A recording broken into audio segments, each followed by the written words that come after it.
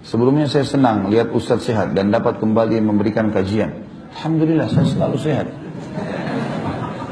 Saya selalu sehat, saya selalu semangat, tidak ada urusannya sama sekali.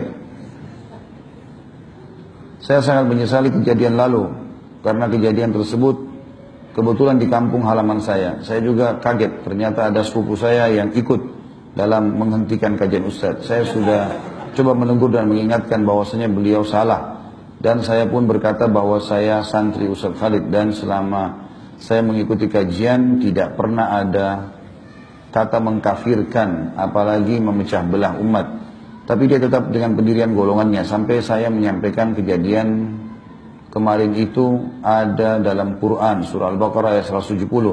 Tapi dia tetap memperlihatkan kebencian pada ulama sunnah. Lalu sikap apa yang harus saya lakukan? Apalagi saya harus benci dia karena Allah Azza wa Jalla. Pertama sekali teman-teman sekalian, saya pribadi, tidak usah antum, saya pribadi tidak merasa ada masalah di situ. Saya pribadi menganggap itu adalah saudara muslim kita yang mungkin dalam kondisi belum mengetahui apa yang membuat orang banyak melakukan perbuatan salah karena belum tahu. Gitu. Andai saja mereka ini bisa mendengarkan ceramah utuh misalnya, atau hadir sekali saja pengajian kita, maka tidak ada masalah sebenarnya. Cuma ini kebanyakan mereka terbawa arus emosional, dan begitulah syaitan bermain ya, menggoda manusia sehingga akhirnya memusuhi saudaranya muslim tanpa sebab ya. Makanya saya menanggapinya dengan hal yang biasa sekali. Saya menganggap pengurus masjid meminta pada saat itu untuk menghentikan pengajian, saya mengatakan saya nggak ada masalah. Di masjid yang hadir ribuan orang, di depan masjid yang demo 50 orang. Kalau saya mau gunakan masa yang ada, berhentiin maka selesai urusannya. Tapi apa itu keputusan bijak? Apakah kita harus balas kebodohan dengan kebodohan, kesalahan dengan kesalahan, kelalaian dengan kelalaian? Tentu tidak.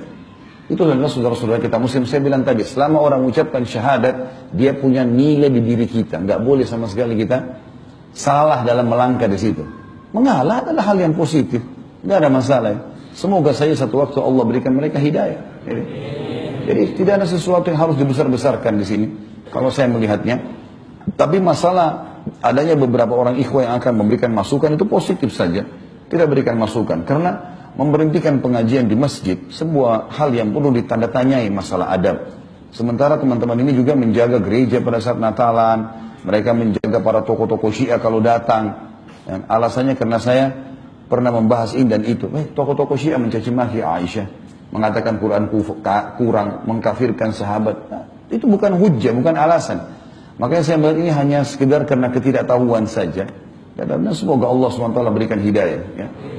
Dan insya Allah tidak akan pernah diangkat derajat seorang hamba tanpa ada ujian.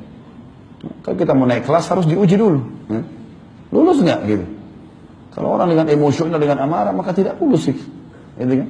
Masih syukur cuma begitu saja. Di zaman Nabi SAW orang kafir yang melempari Nabi SAW dengan kotoran. Beliau sabar. Saudara kita muslim, hanya karena tidak paham, menyebutkan yel-yel, mengatakan saya ingin merusak stabilitas NKRI, ini luar biasa. Padahal selama ini kita yang selalu menenangkan masyarakat untuk tidak melakukan hal-hal yang merusak itu semua, gitu kan? Tapi nggak apa-apa lah, semoga Allah berikan hidayah insya Allah.